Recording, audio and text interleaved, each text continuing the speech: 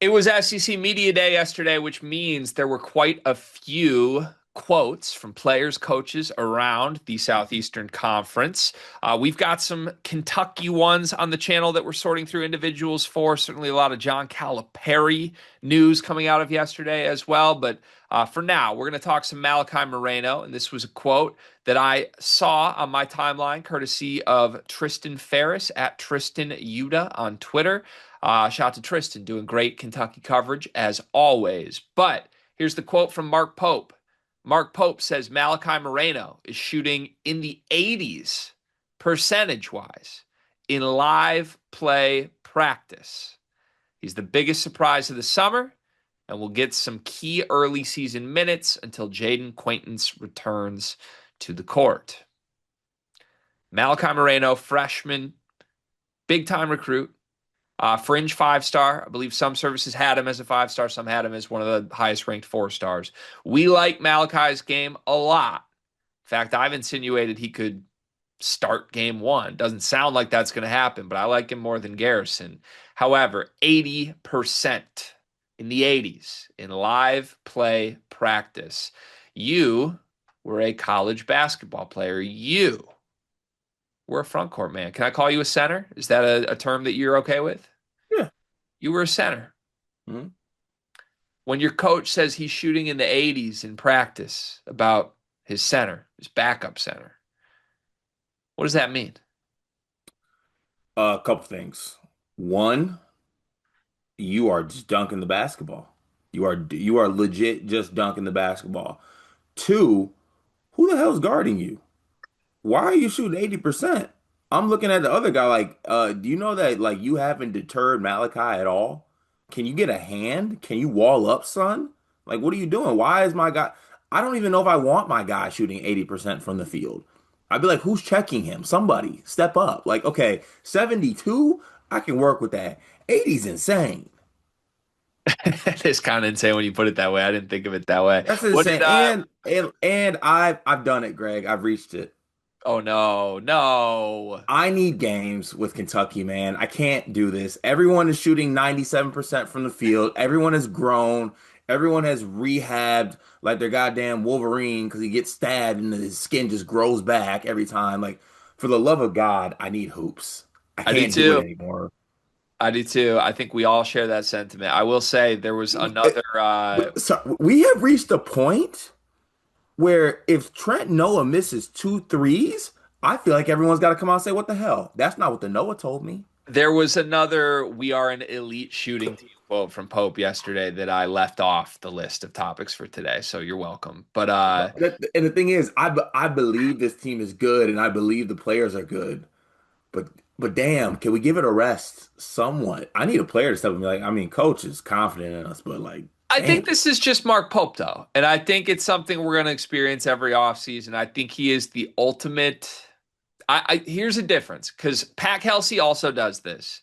Pat Kelsey does it in a slimy way, for lack of a better word. When Pat Kelsey's like gassing up his guys, it feels like snake oil, right? When Mark Pope's gassing up his guys, it just feels like he's their biggest fan. I don't know why. I don't know if that's their personalities, if it's just the way I interpret it, but like it doesn't come across as disingenuous from Mark Pope when he says something about his players doing this. It comes across as accurate, honest, and just overwhelmingly positive. Like he's shooting rainbows out of his mouth at all times. Um, look, I think this might be real on the list of like Tanner McGrath, our teammates' coach bullshit meter. I feel like this is pretty low on Mark Pope's bullshit meter. There's some quotes he's had this summer where I'm like, there's just no way that's real. Moreno just being a dunker only guy in practice, I think is probably real. And it probably says something about his overall game and how they're using him right now.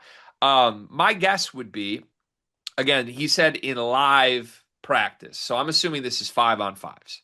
My guess would be in 5-on-5 situations. Kentucky has given Malachi Moreno 0 post touches with his back to the basket with a defender on him. That would be my guess. I think that's how you get to 80%. That is not meant as a diss on Malachi Moreno. We know that Mark Pope likes to use his guys up high on the perimeter, use them as passers, as hubs. I bet Moreno's involved in that sense. I bet there have been 0 reps that they've thrown Malachi Moreno the ball and said, score. So all of his shot attempts are probably lob finishes. And yeah, I don't think it's crazy that he's making 80% of those type touches because he's a great lob catcher finisher. I think that's what he's going to bring to this team. So I hear your point. Like, if you are someone who's taking the big picture view of this, you probably do wish Brandon Garrison was like making things tougher, but also maybe he is on post touches and they're not even giving him the rock in those situations in the first place. Dion, you okay? You look a little sweaty. So every August, September, my air conditioning breaks and there's just nothing I can do about it. Dude, that's tough. Out in California too? Like, I mean, what is it, like 80 degrees still there today? Today's gonna be like 85, 90, but like peak summer, it gets like 110. My AC just doesn't ever hold up. I mean, it sounds like it's a bummer that you can't take advantage of Duncan Mechanical Solutions because Duncan Mechanical Solutions is an HVAC company based in Angola, servicing the tri-state area, bringing commercial quality to the residential world with excellent customer service. You heard us talk about Duncan Mechanical last summer. If you need heating or air conditioning, kitchen or bath remodeling, or all of the above, Duncan Mechanical is the place to go in the Midwest. Go to DuncanMechanicalSolutions.com to take advantage and make sure you don't wind up like Dion. I want to go back to you for a second. Again, you were a college basketball player. You played on a state champion team full of five-star recruits, Ray McCallum, Amir Williams. Did Kentucky ever recruit those guys when they were in high school? Do you know? Oh yeah, actually, Both of them or just Amir? just a mirror for I Kentucky. gotta say, I knew Amir was involved with Kentucky. I wasn't sure about Ray, but Mm. okay. Well, Google him if you don't remember him, folks. But Amir Williams and you in practice, what did Amir shoot with Carter Elliott guarding him? He ain't shoot 80%. I'll tell you that right now. He didn't. And I'm not even that good a defender. I'll tell you right now, the reason he wouldn't shoot 80 is because once he got to 75, I'm taking him out. Like that's crazy. I'm not letting anybody shoot 80% on me. That's insane. What are you doing? Like have some pride. Lock Well, in. it is Brandon Garrison, right? And one of college basketball's few unicorns, according to Hoops HQ and Reese Potter. But no one can get a stop. Yeah, I don't think that's Reese Potter's game. If JQ was healthy for all of these live scrimmages, what does Malachi Moreno's percent drop to? He's the best post defender in the country, or so we're told. Hopefully like 60. Okay. If it's just lobs and dunks, I get it. Like even if it's lobs and dunks, 80 is just crazy. Like I'm even looking at the guards. Like maybe when we're dropping off coverage, can we get our hands a little bit higher so the lob's not as easy? You're spinning this more negatively than I am. I don't think there's any concerns from this.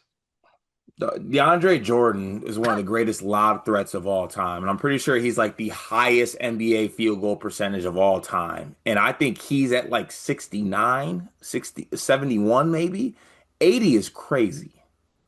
Yeah, In live basketball, I hear you. Jordan Morgan shot 70% at Michigan his senior year because all he did was make layups.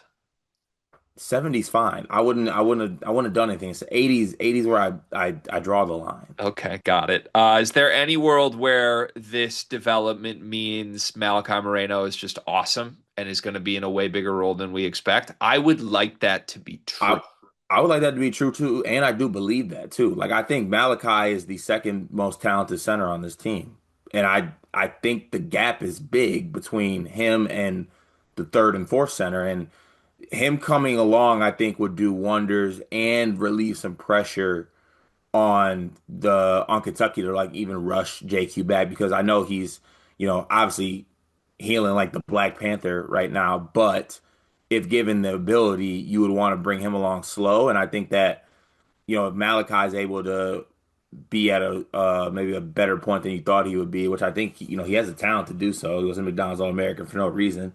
Yeah. I think it would make relieve some pressure to get JQ back out there. I uh I have a gut feel that Malachi is going to completely overtake Garrison at some point. It won't be early, it won't be in November, but I think by March, I'd be surprised if Malachi is not the full-time backup center on this team. and giving really good minutes, by the way. If that does come to fruition, I still think he'll be one of the best backup centers in the country. If he's their third stringer, he's the best third string center in the country. So, at minimum, it's a good data point on Malachi. We'll see what his role is for Kentucky.